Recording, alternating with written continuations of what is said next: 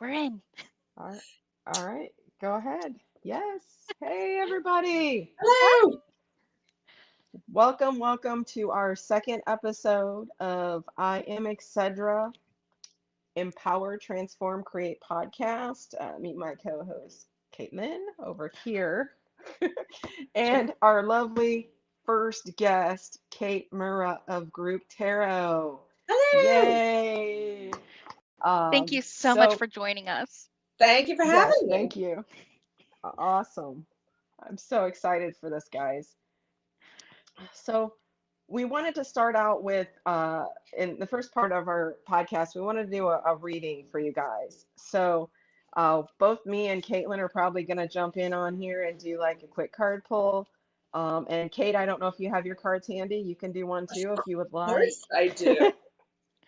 Awesome. So I'm going to go ahead and start with you, Caitlin, since I got my cards right handy too. So, What All decks are right. y'all using? I am using the Starseed Oracle deck today. Just a quick Mm-hmm. Oracle card. I was thinking maybe a one card pulled for me, Mm-hmm. just to And get things going and rolling.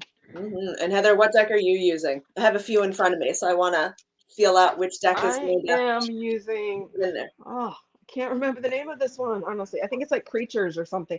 Creatures, this new one by Angie Sullins. Lovely. Uh, So is it Ooh. is it tarot or oracle? it's Oracle. Delightful. Well, then I almost Oh, feel like we should keep. Oh, okay. So well, I this kind of is was like, do you want to do a tarot one since that's like your whole thing as we introduce you? sure. I All absolutely. right. So, for those who don't know our beautiful Kate Mura, she is known as the Tarot Queen. Where is I have it. Or I called just her the Tarot Tarot Queen. Queen. That was mine.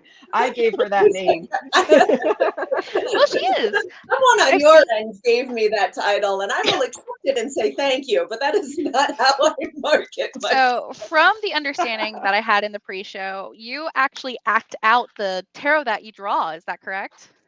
Oh, so I have. You Yes, absolutely. That is not what the Tarot Show is. The Tarot Show is a performance where I give a tarot reading to the group as a whole. And how Oh. the Tarot Show differs from the group tarot readings that I offer is that in the Tarot Show, there are more stories, more anecdotes. There is usually more song. I love to sing. And sometimes that is not appropriate when working in a corporate environment. Um, Yeah. I know it's true. It's true. It's true.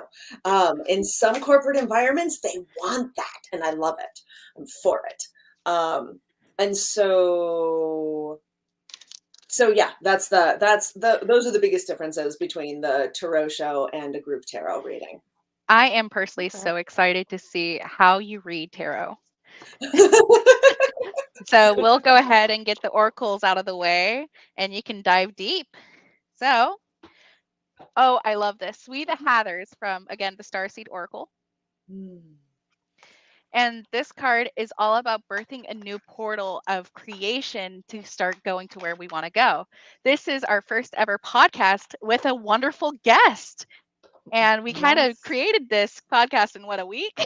We started the background Yeah, part. kind of. Less than that. Yes. Less than that. Yeah. Heather Yeah. invited me on Monday, and I'm thinking, oh, this will be great. We'll talk about the tarot show that is coming up in June and have all that. Yeah. And then you send me the link, and it's like Thursday. I'm like, sure. In which, if you guys are here live, she does have something coming up. I believe the 31st, right? Correct. Yeah. The Tarot Show is performing on every fifth Sunday this year in Portland, Oregon, as well as on Zoom. They're hybrid performances, 7:30 p.m. Pacific time. All right. But this is all about just birthing your creation, falling deeply in love with it, and Mm, moving through and accepting it. So yes. That's that is crazy my oracle card. that is so crazy that came up, man, with everything going on with this podcast and how much we've had such an amazing, overwhelming response of people who wants to jump on our podcast. So we're super stoked about that too. I mean, we're like we've got lined up. I mean, so it's just happening. It's happening for us. We're manifesting this beautiful podcast. Hopefully, our goal is to empower people to transform themselves and to create however they see fit. So that is the whole kind of main theme of our podcast. And we like to invite people who inspire, who transform in their own lives and to empower others. So that's why we pick out the people that we feel that have inspired us and that have inspired others as well. Yeah, thank you. Okay, so mine one is going to be Bring on the Haggitude.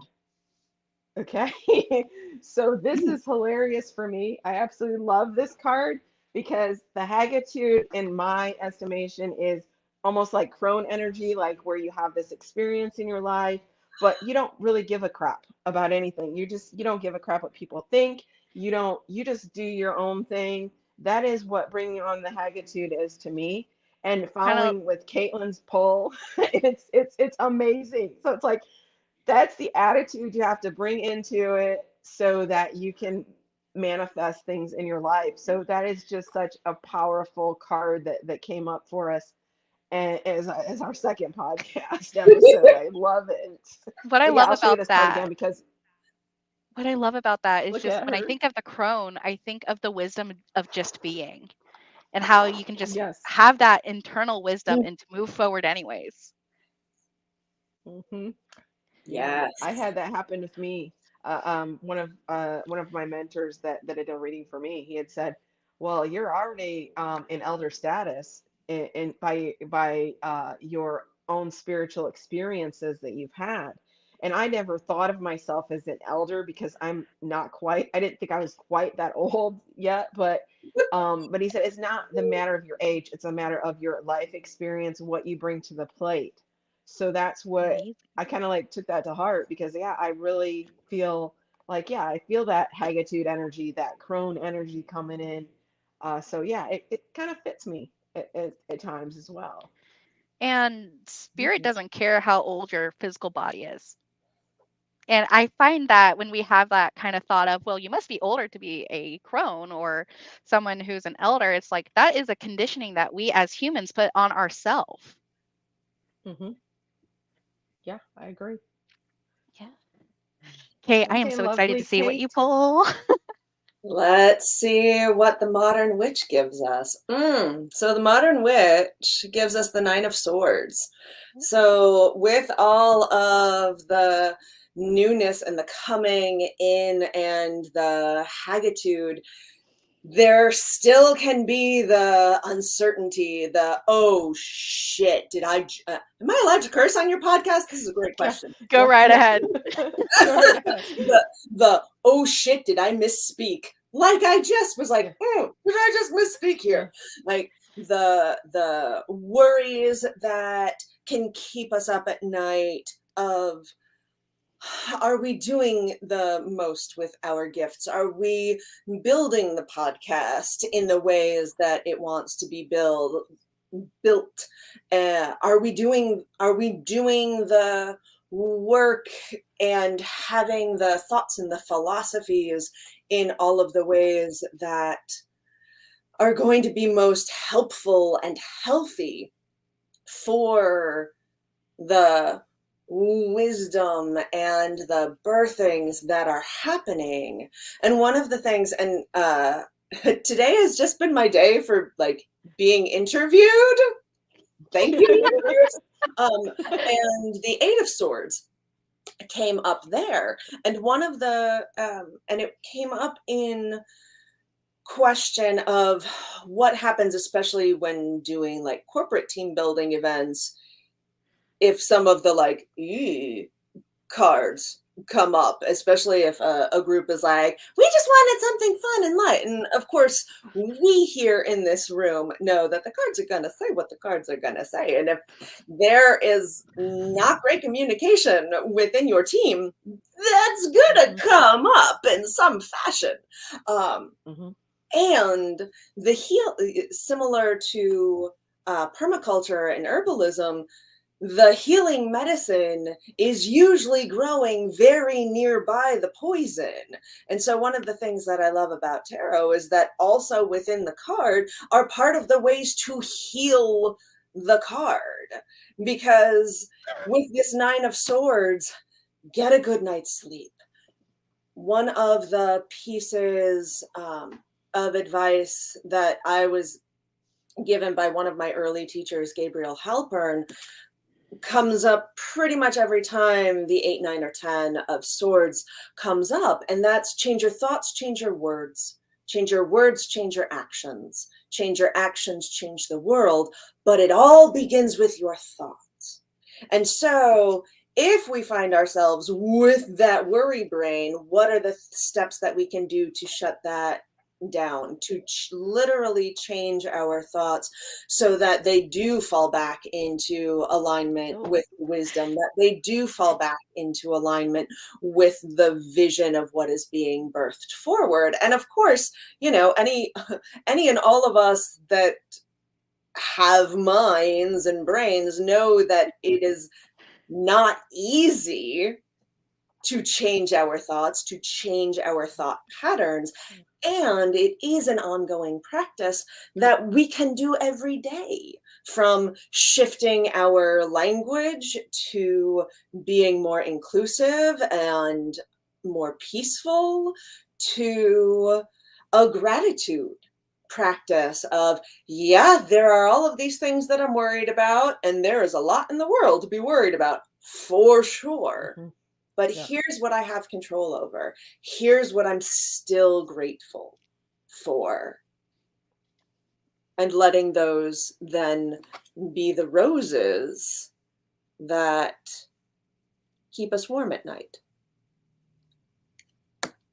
Well, that really resonates with me this week. Yeah, for sure. Caitlin knows what I'm going through this week as well. So it's like that really does resonate with me. I've had car issues, like major car issues, and I've been really downhearted about that, but I've been trying to be upbeat.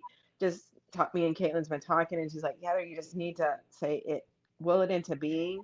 So that's what I've been really working with. And ever since we had the full moon on Monday with the lunar eclipse, bringing that lunar eclipse energy in, and just kind of doing my own little ritual that night. And it was very freeing and empowering because I was listening to some beautiful music, and it was just like I actually was able to like release my anxiety and things like that of what was going on this week. And it was kind of like just like a dance and emotion that I was doing. And rather than just sitting and listening to the music, I was actually moving with the music. And that was able to like release that anxiety that I had. And I just felt like I felt like so much like chills through my whole body, and it was just like you felt that movement. And then, you know, everything happened on Tuesday, like you know, Caitlin knows what happened. You know, my car like engine just literally it fell apart. You know, it's just like done. You know, so it's like what brought this experience into my life, and how can I transform it or transmute it into something that would be almost in, as we were, me and Caitlin had discussed, a miracle, like bringing the miracles, because I need like that miracle, because it's literally like engine's gone, dead. Gotta hope the warranty's going to cover it, which we're not going to go with the hope. We're going to go, the warranty is going to cover it. So I have to get in that mindset. And it's really difficult. Like you said, it's kind of hard to get into that mindset because you get kind of stuck in that little trap in your mind.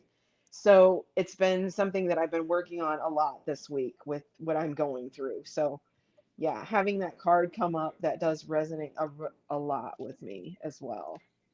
Heather, when you and I, for the folks watching who don't know, Heather and I met at Convocation this year where I was presenting the Tarot show. And were you also in Matt Oren's presentation on magical thinking? No, I was not. I was not at that time. I had jumped on. I think I was in another session at the time. I was in another class. Totally. Like, there's so much, so many options there. One of the things that was in that class that really resonated for me was and it also like ties back to this Nine of Swords, is the difference between magical thinking and delusion. Mhm. And I loved how Matt verbalized the groundedness of magical thinking versus just repeating something that is not necessarily grounded in reality at all for Mhm. delusional thinking. And the example that the example that he gave in class was, I'm going to be rich, I'm going to be rich, I'm going to be rich, but not actually doing any of the work Right. required Right. to amass Mhm. any sort of wealth.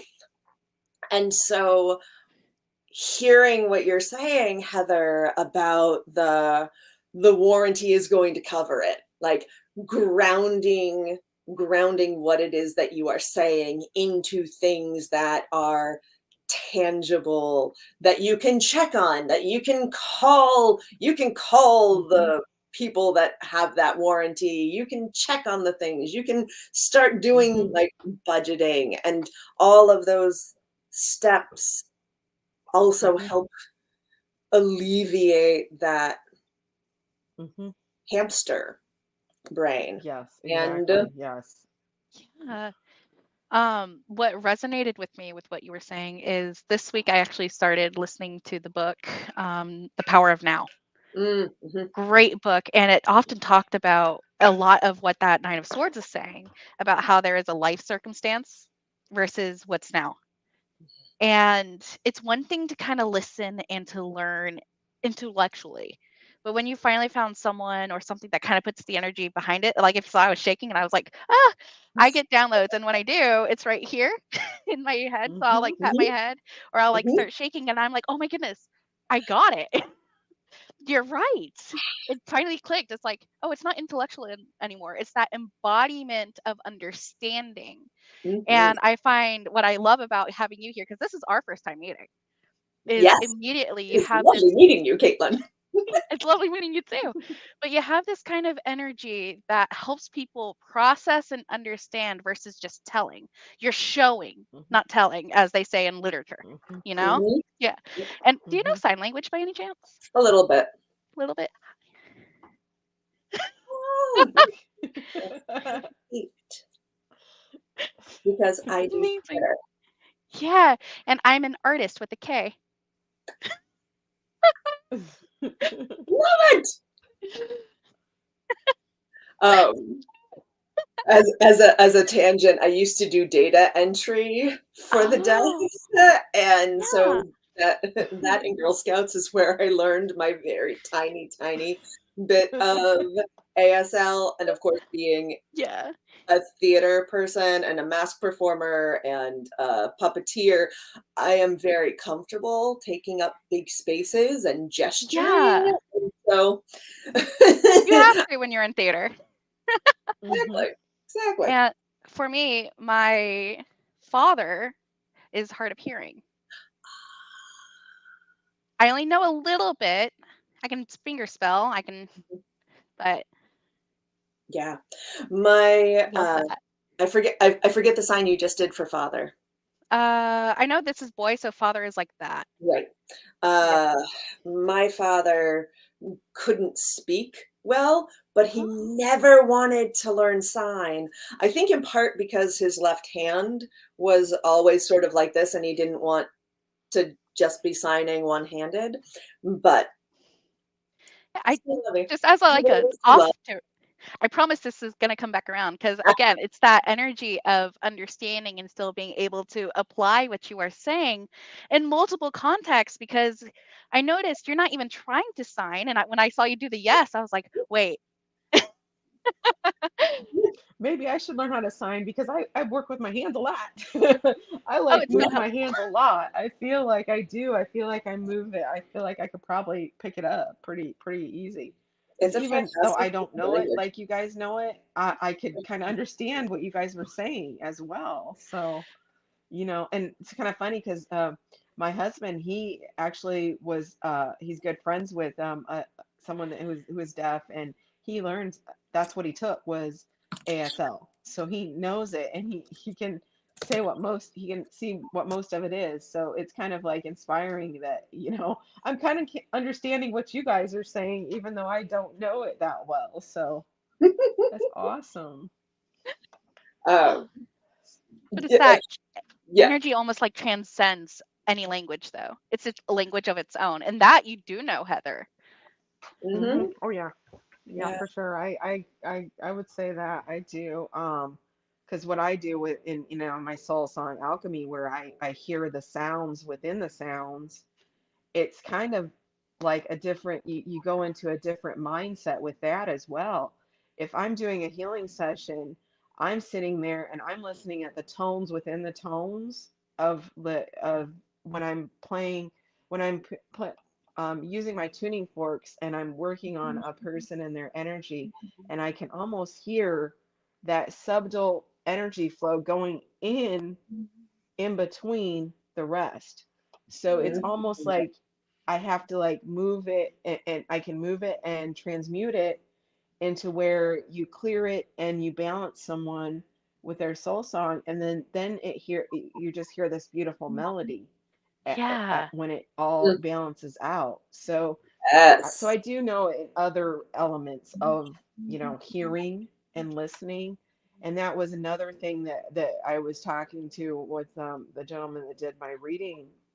He had said, "You're good at listening. You're good at listening through things, hearing things, moving through things, and listening to them.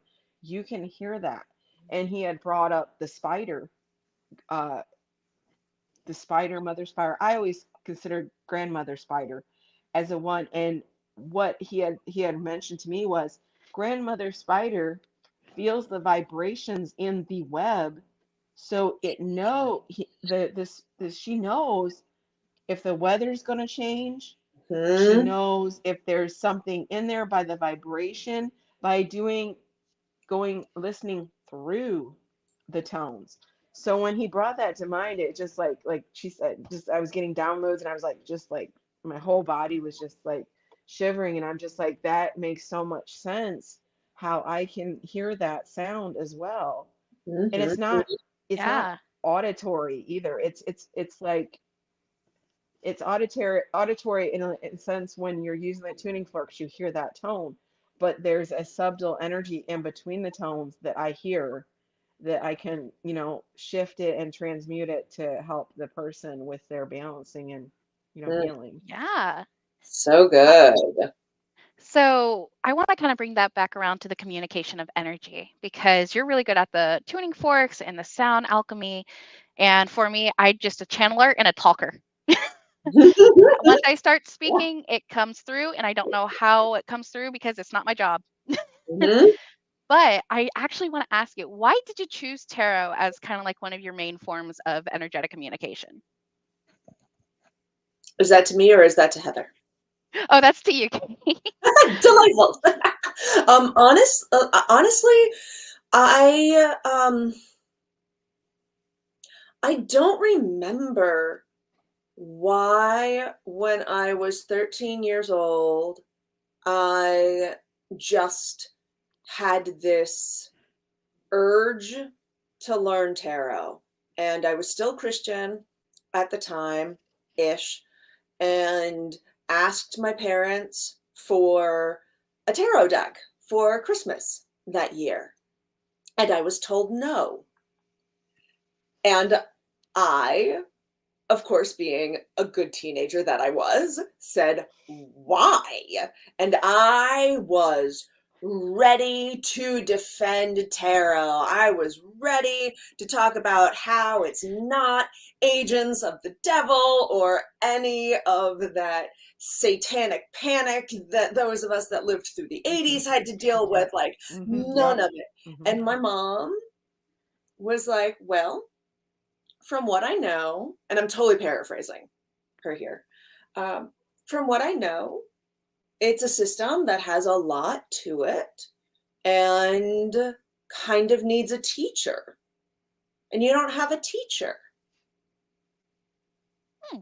And I was like, Fine. Then logic for the win.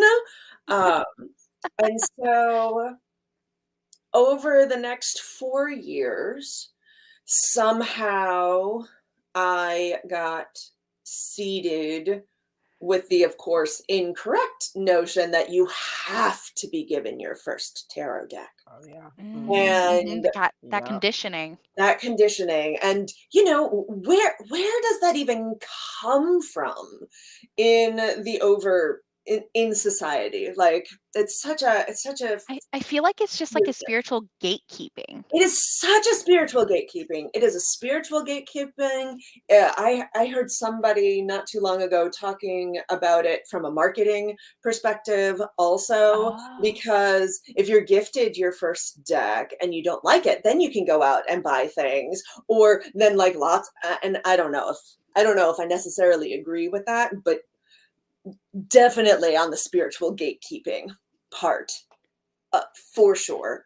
Would you think that's like an ego thing? Like a human ego?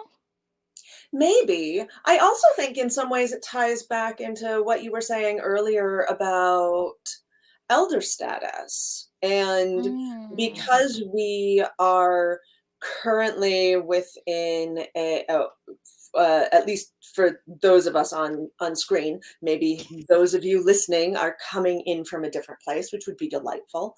But at least for those of us on screen, we have been socialized and conditioned within a capitalistic hierarchical system. And for all of us who are working on horizontal organizing and horizontal power sharing structures, that's a threat to those in certain forms of hierarchies, because the Mm. horizontal structures are literally changing the foundation. And of course, for those of us that know tarot, when the foundations change, that's when the tower falls. Yes. And And, I'd agree. and there are lots of ways for those foundations to change. There are lots of ways for those foundations to change. And so yeah, I think it comes from, back to this Nine of Swords. I think it comes from a place of fear of trying to hold on to power that they have in an either real or perceived manner, and um, being afraid of what differing opinions and differing viewpoints and differing artistry will bring to the table. yeah. And so my senior to bring things back to why tarot, to my senior year of high school, I had already been in and out of my first horrible coven, but there were some good things that came out of it, uh, including two dear friends. And the three of us were going to Salem, Massachusetts over the full moon of August before I left for college. And I wanted my first tarot deck to be from Salem, Massachusetts. That just felt so perfect. And they were like, well, we can't buy it for you because we don't have enough money. And I was like, I know I can buy my own deck now, but I'm worried, again, back to that Nine of Swords. I'm worried that I have thought that I had to buy my own first, that I had to be gifted my own first deck for so long that even if I get a deck that I super jive with, will there be that part of my brain that's like, yeah, but is it really right? And so my friends were like, so how about this as a workaround? You give us money before, like long before we even get up to Salem. You give us money. You know we're going to all of the occult stores anyway. So when you're there, feel them out and find some way to let us know when you find a deck that you particularly resonate with. Yeah, because they gifted it to you. What was that? Yeah, because it's a gift. Yep. And maybe we'll buy it for you, and maybe we won't. Maybe we'll just give you your money back at the end of the trip.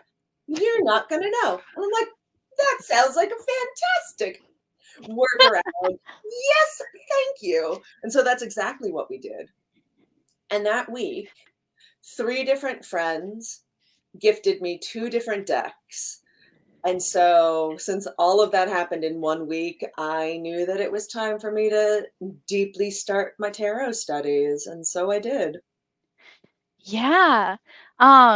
One of the things I wanted to go over here, because you are into like the theater arts, and I'm an art bard. I love art of all kinds, whether it's theater, it's painting, it's sculpting, it's fiber.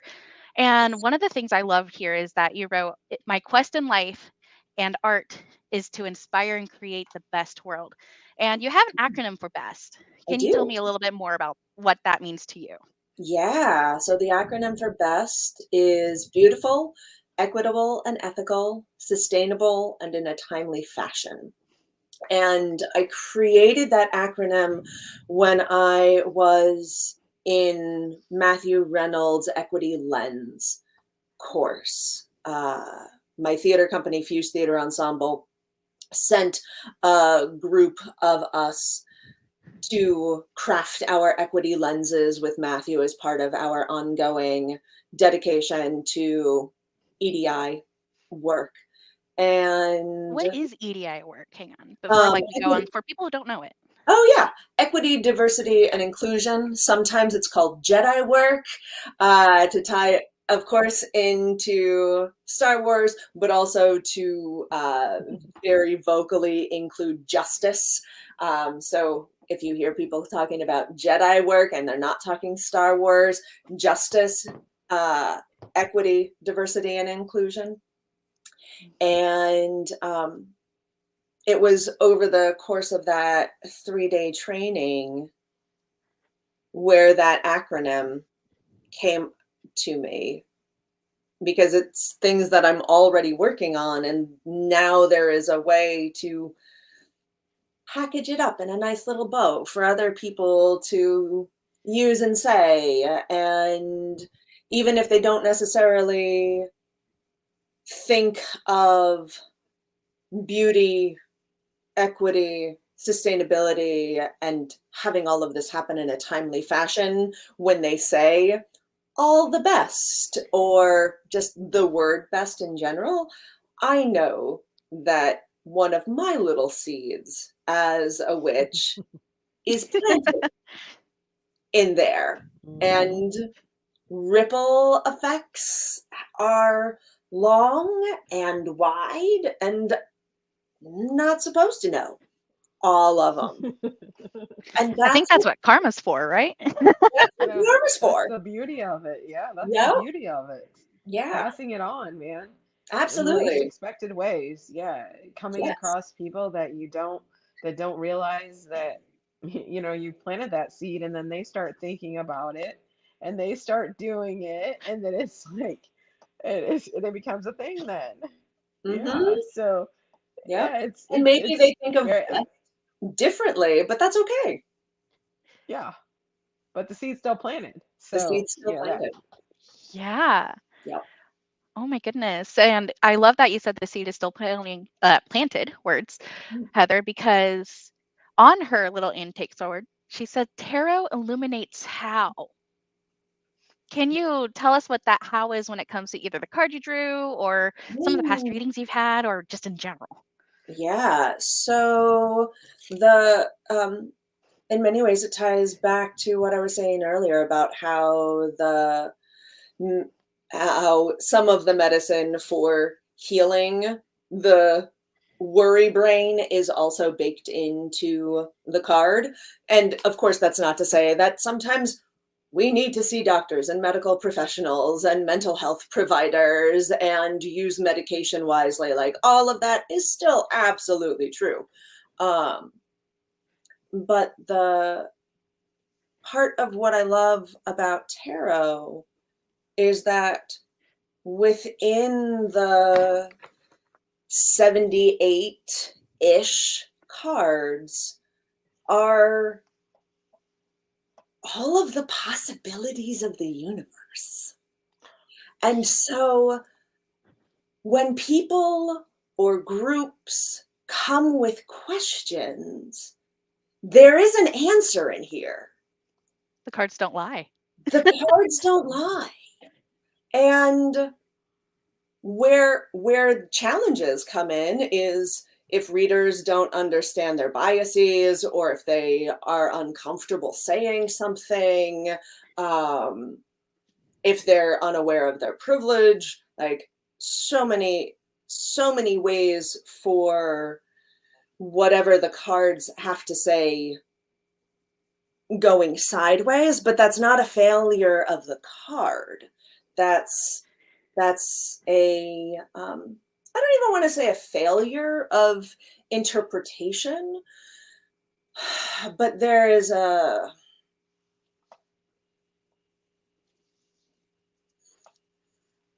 a space for deeper learning to happen. It almost kind of comes back around to itself, is kind of what I'm getting from that. It does come back around to itself, but it's also like, so I was on retreat recently. I think that it is important for all artists, all diviners to have continuing education. And even though we are not in a any sort of regulated group like therapists or massage therapists or anything like that, one of the things that I do personally is follow a similar code of ethics and have continuing education hours for my craft every year. I love And that you have such high standards for yourself. thank you. Thank you. And so I was recently on a tarot readers retreat in Tulum, facilitated by Drea Bloom, Jenna Matlin, and Mary K. Greer. And one of the classes invited us to give the worst reading we possibly could. And so somewhere there, and I'm not going to do it here because Yeah. this is not the space for that, but in the ability to hear the worst and then figure out why is one of the pathways to the best, to making things better. And I've kind of lost in the roundabout of my tangent, I lost track of your initial question, Caitlin. You actually answered it many times. In fact, I think it kind of just goes down back to that duality and walking with it. That Fantastic. was the theme that kept coming up for me. And I'm like, wow, yeah, there is a duality. And we got to learn how to walk with it, whether it's through traditional Western medicine and Eastern medicine, or it's the what good can come from the worst reading. And this is something that Heather, I'm sure you have also encountered as well, when you get a group of professional diviners together, that inevitably each one of us has had an experience of having someone across the table from us who had a really bad reading at some point. Yes. And they were And they hurt and harmed. And then part of our work becomes not just reading the cards for whatever question is coming up for them at that moment, but also to unpack and help mitigate the harm that was done to them by someone else in the past. Holding space in a Mhm. way. Holding space in a way, but also like um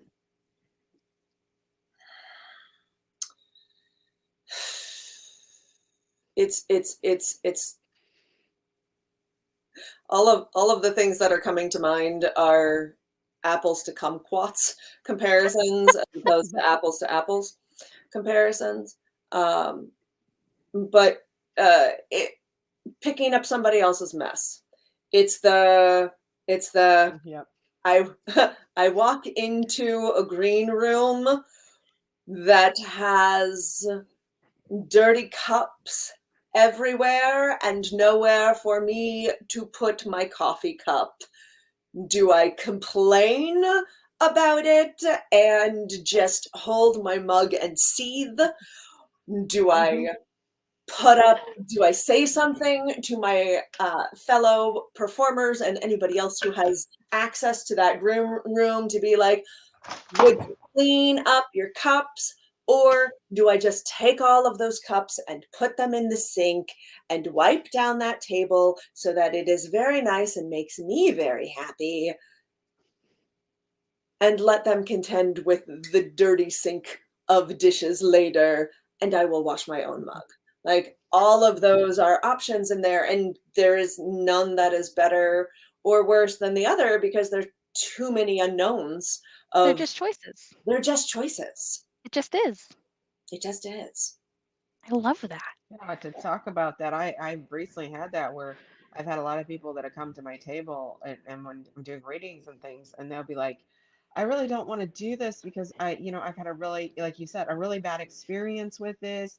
I'm scared about it. And so in that instance, what I do is I just kind of like um, be very grounding for them and say, hey, you can choose to do this again, but not every reader is going to be the same. So it's your choice whether you choose to experience another reader. And then what I found when I do my particular brand of reading and such is because I have a lot of people that have never had tarot readers before, or they have the readers that, like I said, that have gave them like very, very scary, hard readings. And it's like, so you have to walk that fine line. You're like, okay, so I've got to kind of like balance this out, show them how I read so that not every reader is the same. And then they come out of the reading like, wow, I never thought that, I thought you guys kind of all were the same, but it's like, no, we all read differently, we all vibe differently. And you can go to any convention or even where you have multiple professional readers, and you'll have people that will immediately come to you because of your vibe, and then they'll Yeah. go and see another one like, I don't like that vibe at all, I don't want to Mhm, be that in that space. And it happens so many times. It's like, so you can so that's why when I'm with a bunch of readers, it doesn't bother me if you don't come to my table, because mhm, if I don't vibe with you, obviously the cards and the spirits aren't wanting me to channel the information for you. Someone Yeah. else might be able to do that for you in a different way that you'll understand better versus the way I do it. So, and I'm perfectly fine with that. Empower other readers, Yeah. realize that this isn't a competition. We're not No. competing. nope. We're not trying to, be better than anyone else. At least most readers shouldn't be that way, but there are some that are, It's true. but that, trust me, they're there. Yeah. But Blood truth. it's Blood like truth. But then again, they're you just gonna attract their own type of people, in which that is a hmm blessing to those who don't want to be in competition, because energy is not about competition. Hmm. It's about exactly. collaboration. Yep. Whatever message And comes then they'll through to come me does not matter. Yep. and then they'll come right to you, like, and then what happens is they go and do that vibe, the person they vibe with immediately, and then turn around and come to you because they're like, wow, that I did not like that reading at all. And so I'm like, okay, well, if you want another reading, we'll try it, but I'm Uh-huh. telling you, it might be the same thing. Yep. but and then they're like, oh my gosh, you know, I wish I would have chose you first, type thing. We had to experience that, you know, with the wrong vibe, I guess, at first before you Yeah. found the right information for you. Yeah. And So, especially for people who are kinesthetic learners that just yeah. learn by doing, it's like, I'm gonna fail. Yeah, me too. Hi. And it's kind of like what I love to do instead of like bar hopping, I love coffee shop hopping. My parents own a roastery Mm, and I love tasting the different taste notes and different kind of combinations each coffee shop makes. And so what I love about psychic galleries or things that are like that is like you can if you want to experience different type of energies, you can literally psychic hop. yep. You can Mhm, psychic hop, Totally. you mhm. can coffee shop hop, like it's amazing.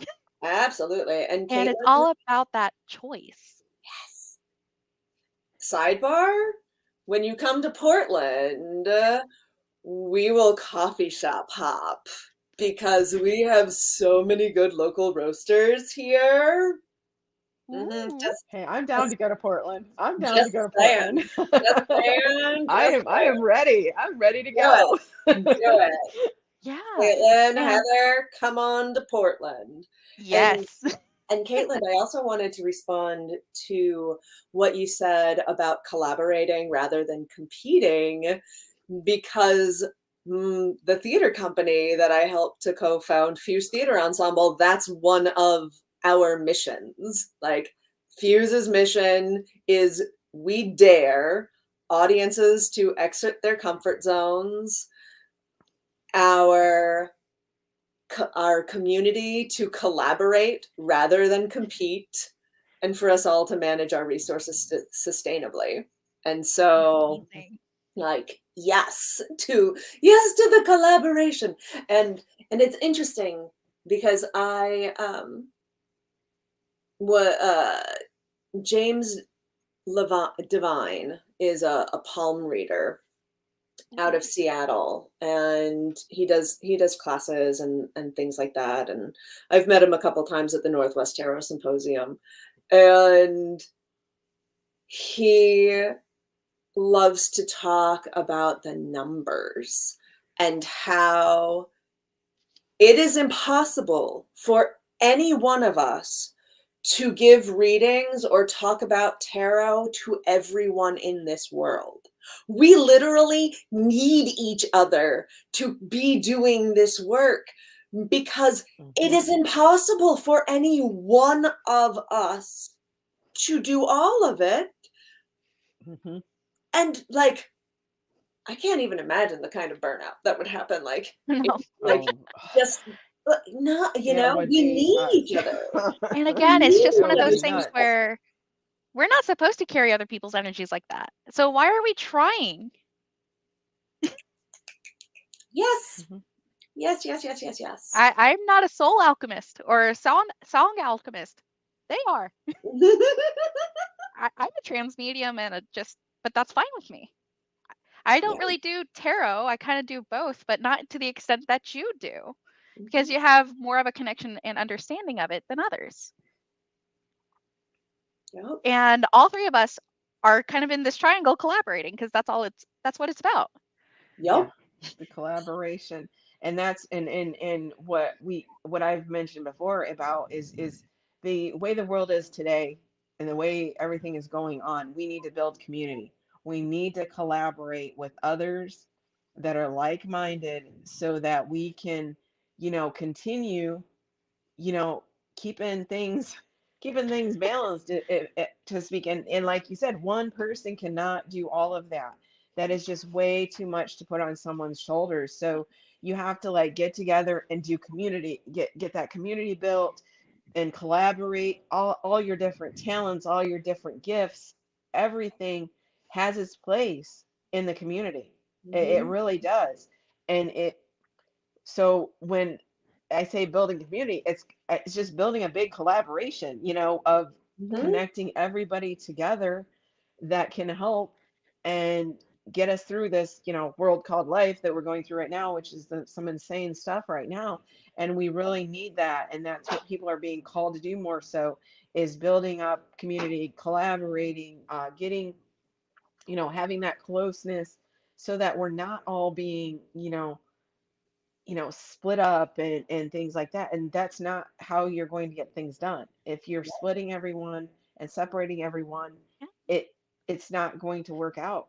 It really isn't, you And know. I love how this just full circles back into the best, Yeah. the best Mhm. acronym. Exactly. We're here to be beautiful, to be equitable, ethical, sustainable, timely. Mm-hmm. I'm stealing that for myself. Not to use for my stuff, but for myself.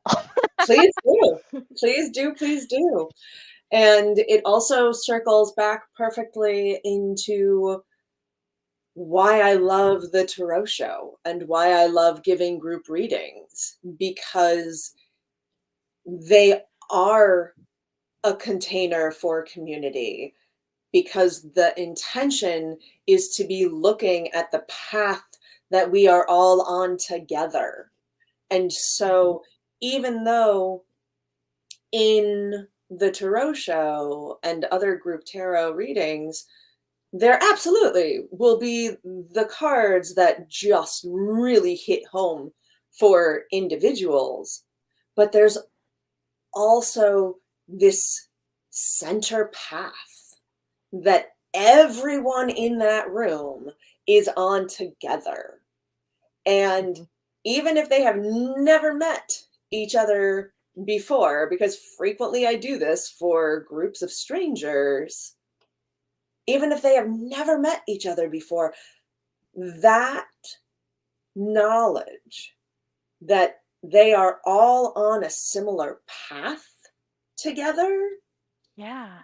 is is codifying, is Mhm. does help bring things together, does help heal some of that separation that can happen in this world, and To show the synchronicity. show the synchronicity. Yeah. Mhm. I'm trying to remember one of the part I have the quote somewhere up on grouptarot.com. Um, you would think that I would just be able to But that's remember the it off the mind. top of my head, but The it soul is knows. it's true. But one participant, Jennifer Post, said something along the lines of, "Surely I can't be the only one to notice how potent it is to have the individual path and the group path superimposed on each other, because Mhm. how each individual may interpret the reading for themselves and their own path is unique, and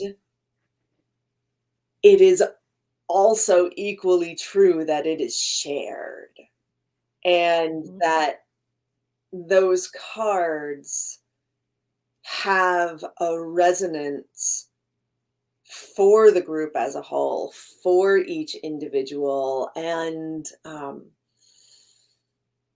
it's a lot of layering. That's really beautiful, like making bigger onions, and I love it. I love I it. I really love like the onion thing because I really believe that tarot is one way to bring awareness to a situation it. that Mhm. your life has come across. And you can't do anything if you aren't aware of it. It's why when you first start your spiritual awakening, they ask, are you aware of yourself right now? Or at least that's how I like to lead people through when they're first starting the journey. It's just like, hey, a spiritual awakening is not this big boom of an event. It's what are you feeling right now? Mhm. And your cards, it's like, what are you reading right now? What do Mhm. you need to know now? Yeah. And it's just once you're aware, you see the synchronicities, and it's just like Heather coming to me all of a sudden, and the church bells ringing when we first go, and even now in this one call, we kind of have that full circle awareness moment, Mhm. and it's duality. That's the best way I can say it. It's just a duality of, well, what can I do now that I am aware of what's going on? Mhm. Because it goes right back to what you were saying about doing. Yep. Know better, do better. Yeah. And when you have a decision, there's four choices that you can actually make for each decision. My mother taught me this because she loves analyzation and numbers, and she is a masculine doer, and that's what she loves. Mhm. And she told me that there are four choices in every decision: do it, delay it, delegate it, delete it. The 4D for the 3D, she said. Yeah.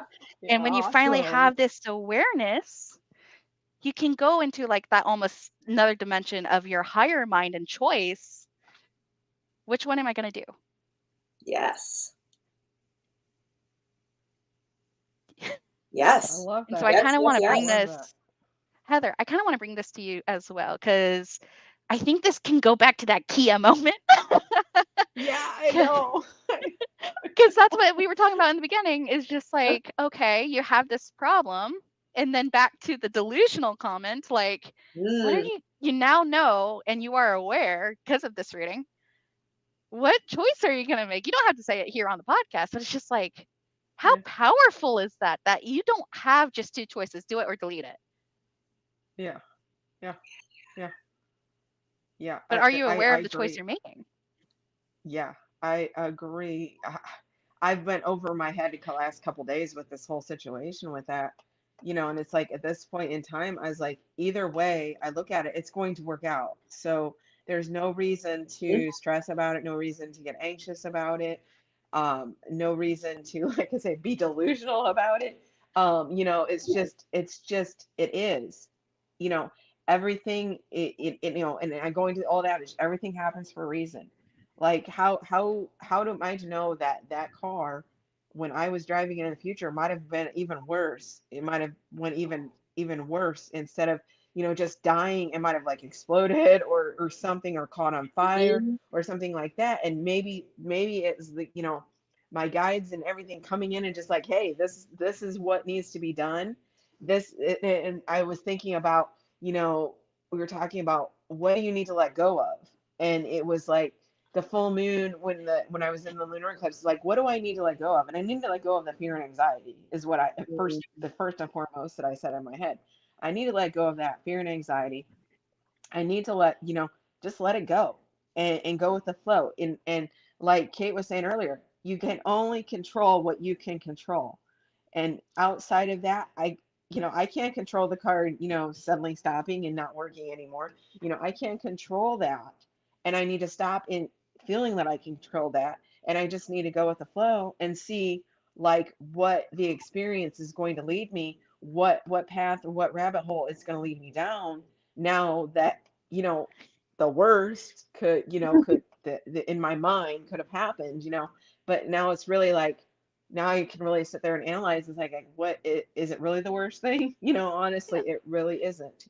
yeah, So my choice is to let go of that control of the situation, and Yeah. wherever the cards fall and wherever they lay out, it's where it's going to be, where it's going to happen. And yeah, I can't control that. So I can just do my best to, you know open the doorway and say, hey, this is what I can offer to help with the situation and do the work. But beyond that, I can't say what's going to happen. mhm. I just got to see where the cards fall and lay out for me, and Yeah. then move from there. I am, and then etc. Yeah, exactly, So exactly. I kind of want to point out, like, we decided to do this podcast, not delay it, not delegate Hmm. it. We decided to do it. And in that I am doing state, we got our first beautiful guest here. And even in just this triangle, and I'm sure other viewers will also understand, but we, Kate being here has empowered us. It has transformed a lot of our thoughts, even just through the talk of theater and tarot and her own experiences. Just her creativity opened up our mind to the understanding of it just is, in a totally completely and understanding way. And Yeah, have you, it's just amazing. I'm yeah, so glad that you were our first guest. Honestly, Kate, I'm so glad. I a was so perfect first excited, guess. and I told Caitlin, I said, I go, You will absolutely love Kate. I said I loved her energy when I met her the first time, and I said you're gonna love Kate when you meet her. And I was just like, and it's like you're like the perfect guest to kick off, our first, our Really, first you podcast, really are. Well, you thank really you. are. Thank you. Thank And you. to kind of just bring this around, because I like to say life is a stage. I've said that since middle school when I was in theater class. We have that in common. I have a drama award We somewhere up love here because I Shakespeare. am drama. In fact, somewhere on the other side of me is my Shakespeare's folio. Oh, to be or not to be, right? Oh, yeah, there we That is go the in theater. question. And so I kind of wanted to go back because when you wrote down, and this is kind of gonna go into itself, I view life as a stage, and theater proves we can build a different world. You said that, Yes, I and do. are you able to kind of go more deeper into that Yes. in your So, philosophy? yeah, I am. So, all art is a tool of the imagination. Yes. All of it. All art has us practicing being curious and creating, whether that is a new painting or a new sculpture or a new world in a book. And all of those are beautiful and valid. Theater takes it a step further and shows that we can actually create a different world. Because theater, of all of the other beautiful, super valid, necessary art forms out there, theater is the one that proves building another world is possible. And and that's part of the reason why it's also dangerous to the Oh, establishment, absolutely. because like, even though, to take it back to one of my theater homes at the Keller Auditorium, we have a different show in there all of the time. If you get the Broadway series, you're gonna see Beetlejuice and Hamilton and Wicked and Kimberly Akimbo and so many other shows. And for each one of those, we bring in and build a completely unique world, and then we tear it all down at the end of the run and are left with a blank stage. And it is also one of the places that we get to try out a different world and see if we like it, see if we like the different Hmm. character or not. And so it has I don't know if anybody else here is familiar with Augusto Boal and Theater of the Oppressed work, but part of forum theater is creating short scenes that are important to the community for whatever issue they're working on resolving. And after that short scene has been done through once, and this is why it's only like 5 minutes long, then the performers start at the beginning, and you have a joker who is like the moderator, facilitator of the event. And they make it very clear that the audience gets to say stop at any point in the performance to then take the place of a person that they feel is being disempowered for whatever reasons, and to make a different choice. And so in theater, whether it's big productions or small productions, we not only have the chance to build a literal different world, we can try it out and see if we like it and see if it fits our best values or not. Find where it's like, in some ways, theater can be your beta testing for actual reality. And Yeah. and Is at the that end, why they have like the saying, act it until it's your life? ooh, maybe. I've always heard that phrase more because of how habit and repetition builds confidence and muscle. And I think what you said, Caitlin, is another completely perfectly valid, beautiful layer. Yeah. Yeah. And what I love about tarot, going back to like why you do the things or the tools that you're using, Hmm. I was told once that tarot, especially the major arcana, is just the fool going on his journey. Mm. Would you say that's an act in itself? When looked at it in that lens, yes, it absolutely is. But how It's do also you a look at play it? in and of itself. How do you look at tarot in whether it's in that concept or I am very much of an improv perspective. Yes, and no, but. oh, So I and interesting to also bring back something that you had expected early on of like moving and literally embodying the tarot cards. I do have a whole class that I do for that, called Moving Through the Majors and Moving Through the Minors. oh, And you can absolutely gain so much knowledge and wisdom when you look at the major arcana and think about it as the fool's journey, as your own journey as the fool going through each of the major arcana, and learning from the magician and the high priestess and the empress and the emperor and all the way down to the world.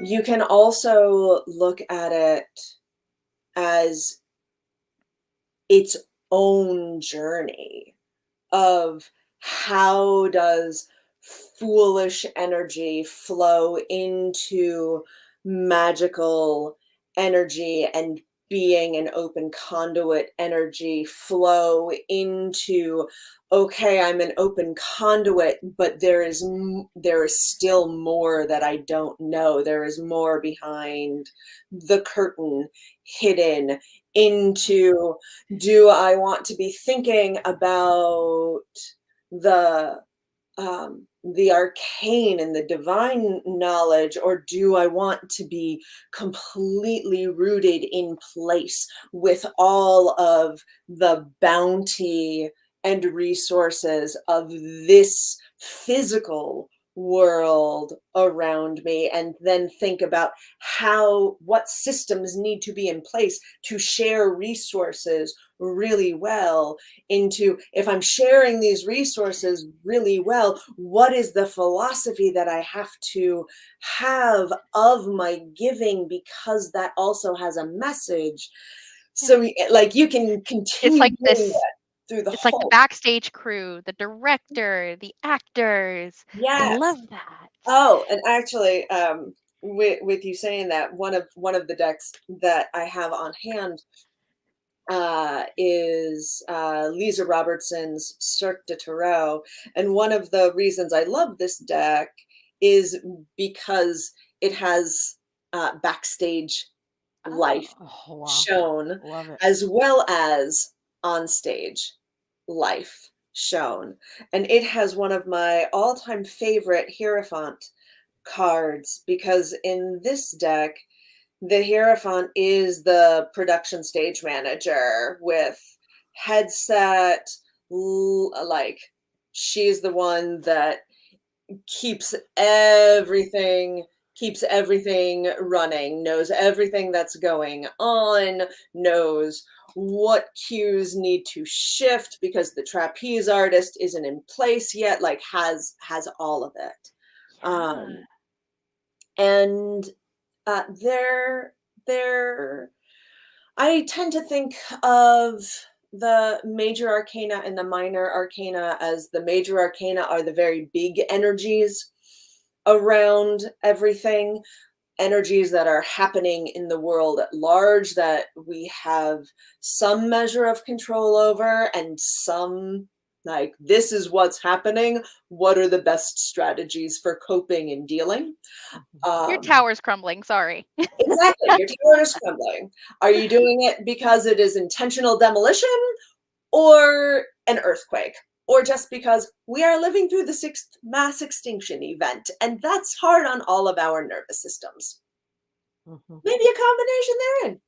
Um, and the minor arcana as the day-to-day steps. This is what I can do next. This is energy that I can bring in next. This is a physical shape I can bring in next. This is the next drink of water that I need. Like, whatever that is. Um,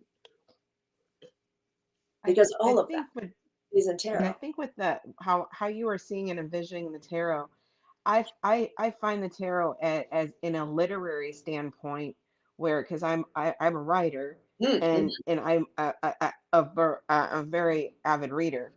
I always considered, and it kind of blends with what you said. I consider like the major arcana as the major characters of mm, the story, and mhm, the minors are just the players that come into the story to make it a whole. So when you were saying that, it mm, really resonated with me in mhm, your from your lens point, as as the physical performer versus the one that is reading and doing the writing and things like that. So seeing it from that literary viewpoint, it kind of even meshes with how you see it as well in the physical mhm, form. Um, so and it always amazes me when I talk to actors and stuff like that, how they physically embody stuff. They physically do that stuff. And it's like where I'm sitting and I'm reading about the stuff that they're doing. So it's having that different lens, it is really eye-opening for me, like having talking to someone with that type of physical embodiment of creativity versus reading it in a book or writing it. So from that viewpoint, it's really good how it collaborates with each other. mhm. And again, it Absolutely. just kind of transforms. It Hmm. transmutes, it empowers, it's through creativity.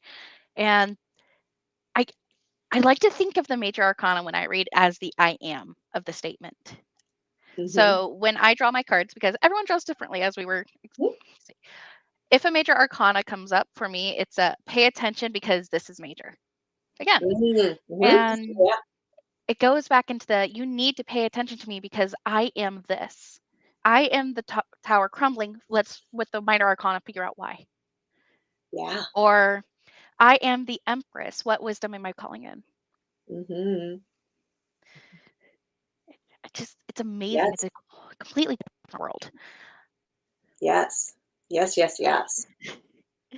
Yes. So you've had articles published in different magazines and a regular columnist. That's neat. It Can you is. Yeah. can you tell us about some of those achievements that you have created for yourself? So I started writing Card of the Week for the Edge magazine quite a few years ago now. We've shifted away from a weekly column, and now I do a monthly Hmm. video forecasting for the Edge magazine. And uh, Kelly Wagner found me through LinkedIn, and she and I chatted, and our energies melded, and what they were looking for as the Edge magazine grows is things that I had the capacity and the space to do. And in fact, this Cirque du Tarot deck was a gift from them. Oh, Um, and then the Cartomancer magazine was articles that I've had published. That was very much me taking initiative. I met Amber, one of the editor and owner of the Cartomancer magazine, at Northwest Tarot Symposium, and took the class that she was taking on how to become published within their magazine, and I had a couple ideas for body alignment and how tarot can live in the body, how I use actor exercises and warm ups to be a better channel and be more open for my readings. And so I said, "Hey, Amber, I'm sort of thinking about this. What is that like? What do you think?" And she was like, "Yes, please send in a proposal." And I'm like, "Ooh, okay, thank you." We And so love definite yeses. Yeah. love a clear, definite, joyful yes. Absolutely. So yeah, that is how those uh, publications have manifested. And the other podcasts that I've been a part of, um, I was interviewed on the Astoria podcast, also a connection through LinkedIn, but from a slightly different vein. During the pandemic, I offered new moon group tarot readings online, Ooh. and it's basically the tarot show in an online version, and it was every month for not quite 3 years at the actual time of the new moon, so Oh. that it would be a good time zone for everyone in the world at some point. And in fact, in one of the new moon group tarot sessions, we literally it was one of the smaller sessions, but just between the four of us, we literally spanned the globe with the United States, Barbados, the Philippines, and Australia Oh, all wow. being there. Again, It was energy amazing. I was energy like, doesn't have that conditioning that we what was put that? on ourselves as humans. Like energy does not have like that conditioning we put on ourselves onto humans. Like those boundaries, like for example, United States and Barbados and everywhere else you're talking about, those are all just little imaginary lines that we created as a condition of where we are. And I love that you're bringing this up because it goes back to that energy of just it is. It is. Um, and so I lost my train of thought. Sorry about that. No, not at all. Not at all. Not at all. Um, what was the question that had started that lovely? It was about Oh, the different, yeah. about different accolades and things. So, um, one of the things that I did in New Moon Group Tarot sessions, and that I offer in other group readings as well, is translation services, because even though English is my first language, that is not everybody's first language, nor should it be. And I want your reading to be done in whatever language is best for you. And I also think that it is important for people who have been socialized to think that English is the most important language, which I deeply, deeply disagree with, to hear different languages. And so part of what New Moon Group Tarot did for inclusive access was be translated in different languages. And so um, I had been chatting with Kim on LinkedIn and mentioned that and at the beginning of New Moon Group Tarot sessions, it was um, more as a practice to hear different languages and to like have that sharing of space, rather than I know I have a contingency that is going to be listening in from India this month. It needs to be translated into Hindi. Rather, May is going to have Hindi translation. June French, another month Hiliganong, so that then people who spoke those languages could be like, I uh, oh, okay, I'll go to that one because that's actually my native language, and you know, I just like it that way. And so Kim, who hosts the Astoria podcast, was my translator to Tagalog and to Hiligaynon. And at some point, he was like, "Would you like to talk about tarot on my podcast?" And I was like, "Yes." So I did. Yeah, so that's how. And then the ways that I have presented at StarCon and Convocation are, putting myself out there and applying. Both of them have portals to apply, and I have done that. And I am not always successful. Sometimes my proposals are accepted and sometimes they are not. And, that's Yeah. the There's a way of the lesson in world. everything. Yep. So I did want to mention something else too, Kate, that you're working on too. What about your play that you've been plugging on your site? You want Uh, to talk Ooh. a little bit about that as uh, we're moving along on the podcast? so I have two, in fact, going on right now. Are you talking about the tarot show that's happening on Sunday, or are you talking about You the play can you about can my talk about father? both. Let's plug both of them for you so you can get people in going for you. Yeah.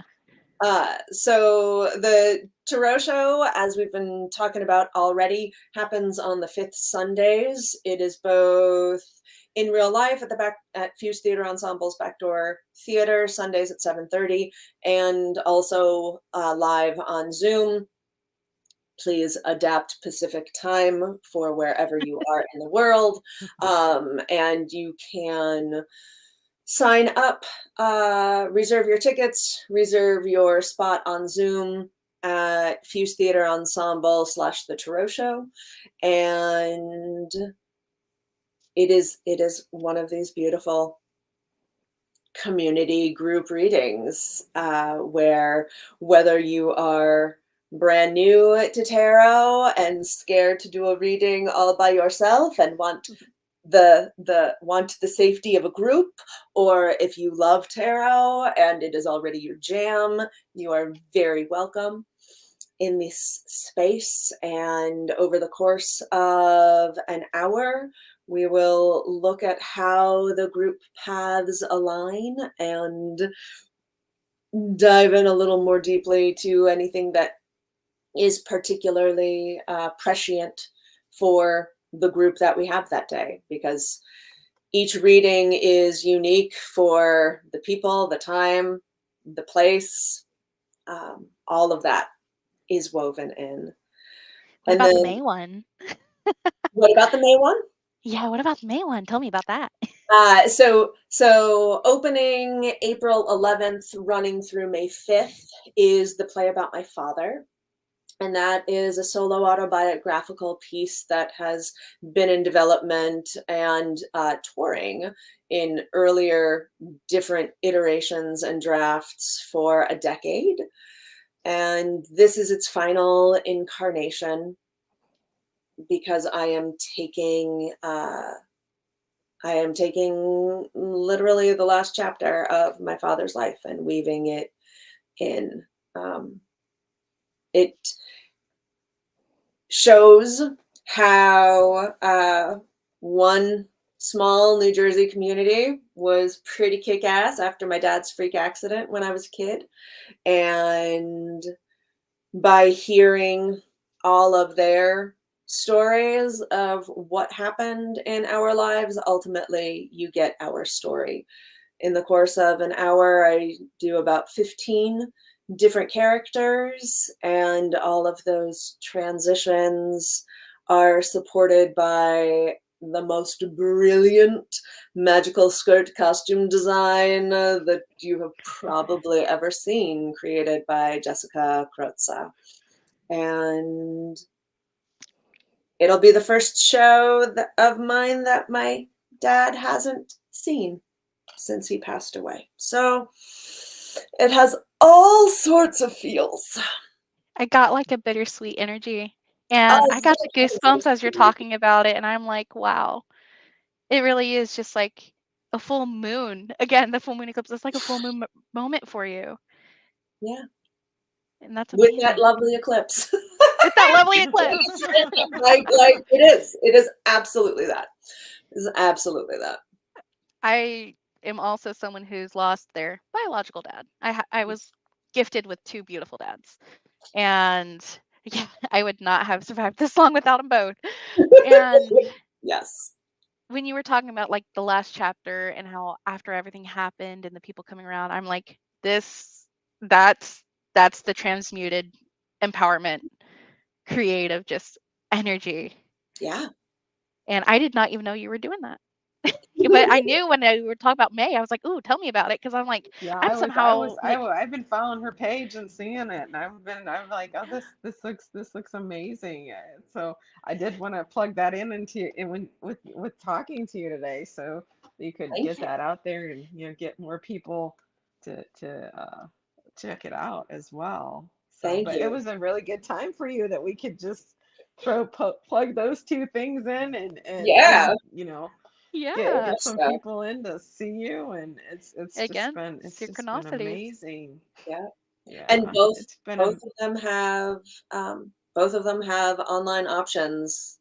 Y'all will be able to watch the live stream of the play about my father by following Fuse Theater Ensemble's Facebook page. That's where we go live. okay. I I actually think think this is Caitlin's got the links up for you, so you guys can keep an eye for those. Yeah, so you guys we're on can the same page because I'm like, check. oh, this is a perfect segue. Yeah. So, as kind of a reminder for everyone who's here on the podcast, you have a special, I believe, coupon code Mhm, for Kate's services, 15%, correct? correct. All right. And they also have a link tree down in the bio below to follow them. They have their own YouTube channel that we kind of tagged into this if you're here on YouTube, but if not, it's youtube.com/group tarot or at group tarot, I should say. And they have a wonderful mailing list where if you go to their website, grouptarot.com, you can sign up for a free meditation. Yes, and you will also receive card of the week every Ooh, Sunday. That's going back to awesome. that tarot, Go back to the tarot. the collective Yay, tarot. yay, So yay. does anyone have any last minute words while we close this out? I mostly just want to say thank you for joining us. It was wonderful meeting you here on the podcast. Yes, it was And phenomenal. I'm so glad you were our first guest because yeah, I think it's just sending the our podcast in the right direction that we need to go with someone who is so creative with the things they do in all aspects of things. And I'm just really excited that you said yes, especially for last minute last, too. You were so yeah, I was good. about to say the I last told minute Caitlin, I part. said, we've got our Just guest. like Thursday? Okay. Again, that I was universal like so synchronicity. We all excited. just Yeah. happen to be available last Cute. minute. The universe always provides. Um, Yeah.